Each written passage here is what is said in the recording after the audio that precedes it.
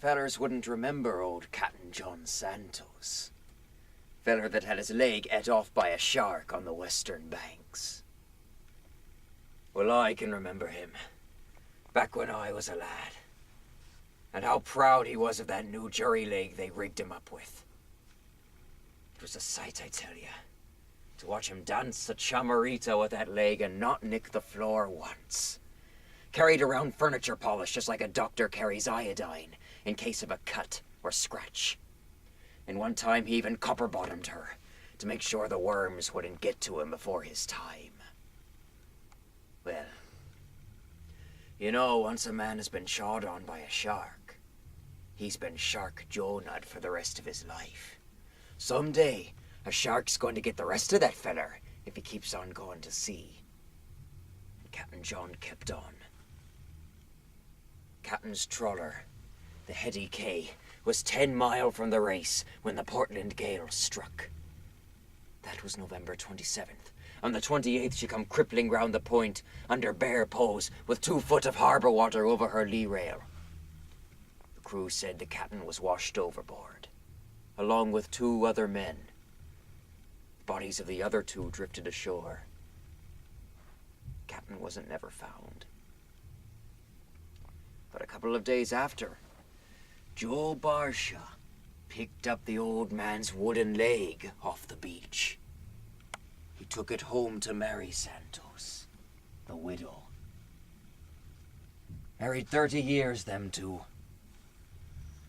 When Mary took the leg into the house, she petted it and talked to it.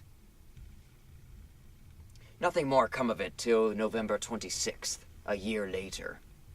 That night, Mary says, she sat up in bed.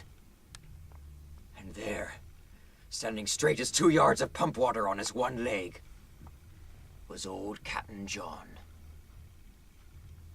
He hopped over to the bed and canted over.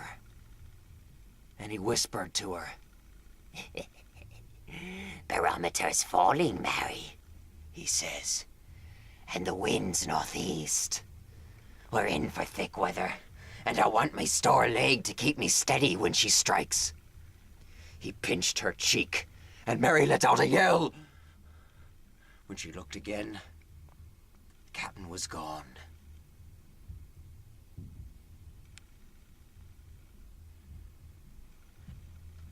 That evening, Mary took the skipper's store leg out of the spice cupboard, and she put it down in a corner near the fireplace.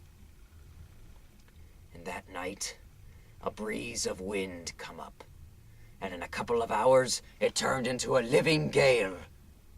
From the northeast, the willow tree outside howled like the yo-ho bird of every dead sailor in hell come there to roost.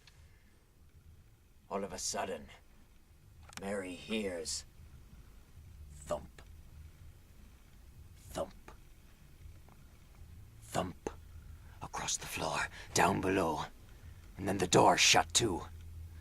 She stayed in bed. That morning, Mary went to see if the captain's leg was still there. It was. But when she picked it up, it was wet. Well, it rained hard enough for the rain to come into the chimney.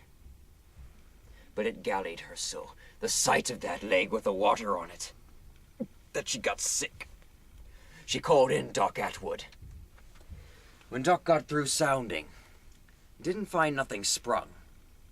She said something was eating on her. And she told him the whole story. Doctor went over to the leg, and he looked hard at the widow. He said, "Mrs. Santos, I want you to have one of the men take this thing out to sea and weight it with net leads and heave it overboard. I'm a doctor," he says, "and I don't listen to stories. But, Mrs. Santos, he says. I put my tongue to that wood. It don't rain salt water.